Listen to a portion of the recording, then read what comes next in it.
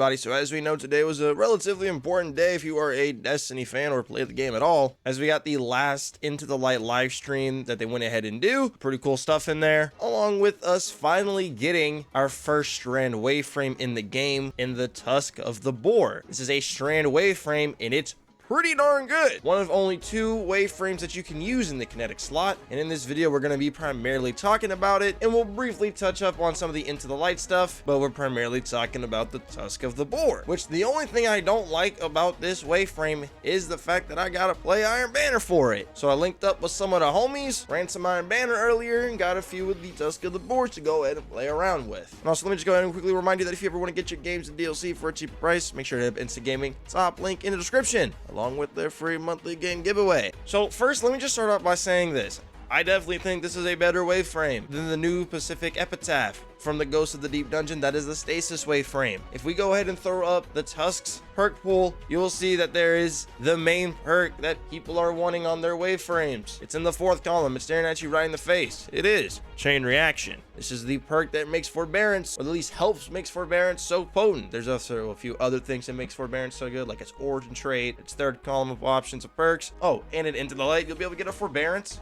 with Demolitionist on it now, on top of having Pseudo Demo as an origin trait. Just saying, waveframes are nasty. Now, yes, I am aware that there is a chain reaction nerf coming in the final shape. However, it's not like that is just going to completely nuke the perk into obscurity, and you're still going to want to have chain reaction on your waveframe anyways, because it's a good perk. Now, another perk in the 4th column that a lot of people were looking at was, believe it or not, Deconstruct. It reads as follows: dealing sustained damage, grants bonus damage against vehicles, and constructs and refunds ammunition. Meaning, if you shoot this waveframe into a crowd of enemies, you will get refunded a bullet from thin air, allowing you to shoot another one right back at them. However, the only downside is that there is a 5-second cooldown in between this perk proccing over and over again. You can't just run it back on repeat. There is a 5-second cooldown in between the perk proccing, which does kind of stink a little bit, but it can still be useful to say the least. Although with it having that cooldown, I don't think there's going to be many people picking Deconstruct over Chain Reaction, because we all know how good Chain Reaction is. And I know this weapon has bait and switch, but waveframes really aren't meant to be used in a boss rotation, in a damage rotation, or anything like that. So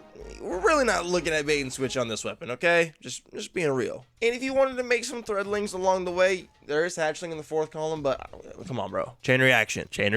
Now, in the 3rd column, you have some options here to go ahead and pair with it. I think inlined action is just going to be an easy default one to just rock with. No questions asked. You're not going to have to think about it proccing. It's just going to proc by you using the weapon.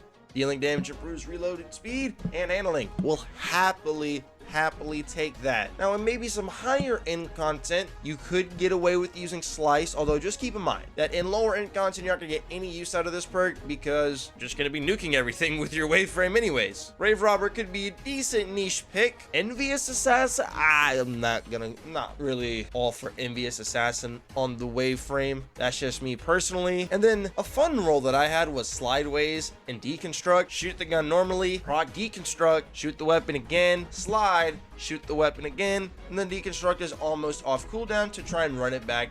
Rinse and repeat can be a pretty fun playstyle, and definitely something I wanted to mention. Now, this season, the waveframe is really good because you just have unraveling orbs for free just by picking up orbs, which is gonna really help this waveframe out and will allow it to cook really well, on top of having, you know, chain reaction or the Slideways Deconstruct roll. It's just gonna help out your waveframe in general. That being said, this waveframe behaves exactly like you would expect it would. It terrorizes. It can add clear like a freaking beast. It does everything that you want a waveframe to do, and it's in the kinetic slot, and we're happily gonna take that. Main roles I would look for would be things like inline action, chain reaction. Do give a try to the Slideways and Deconstruct roll, and I'm using a Slice chain reaction roll in the background gameplay. Just some food for thought for you.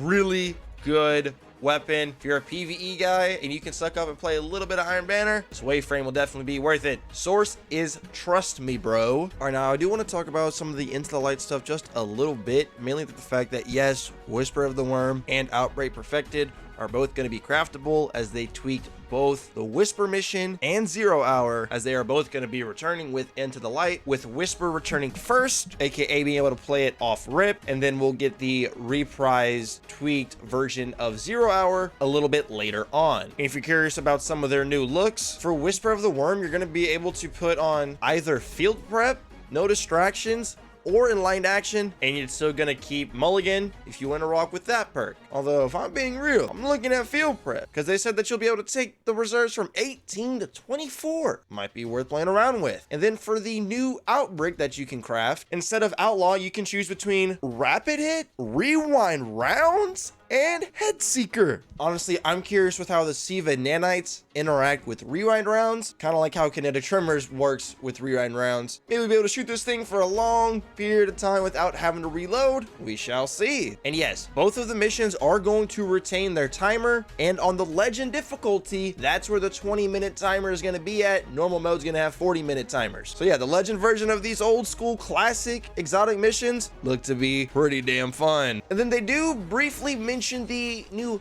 Pantheon game mode that was briefly mentioned in last week's TWAB, and I just want to play a quick little clip of it. You may have heard us mention the word Pantheon in the TWID last week, or even on the show here last week potentially as well.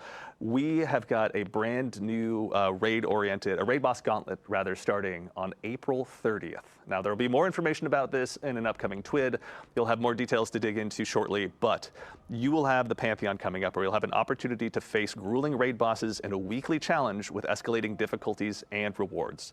Now this is a chance for you to go ahead and rally your clan or the perfect fire team with Fire Team Finder, if you're able to track them down, to go ahead and track down those exotics, adept weapons, any emblems you may not have gotten your hands on. But we have more details for that in the coming weeks. Keep an eye on the TWID. Cosmo and the community team, thank you for your hard work putting that together. Yeah, dude. A raid boss gauntlet where you can earn adept weapons, exotics, some of the emblems. Dude, I think this is going to be awesome just by the way they described it. We'll get some more information on it in the TWAB this week. That'll be going live on April 30th. All in all, with everything that we have seen from the Into the Light live streams, I am thoroughly impressed and very much so excited. This is gonna bang way harder than Lightfall did, and it is a free update. Complain about them reusing weapons, blah blah blah, dude, it is a free update, and some of this stuff looks so much fun. I don't care. And yeah, the Tusk of the Boar wayframe this week is really good as well if you want to grind that in the meantime, because Into the Light drops next Tuesday, 1 week from today. Get hype, get ready,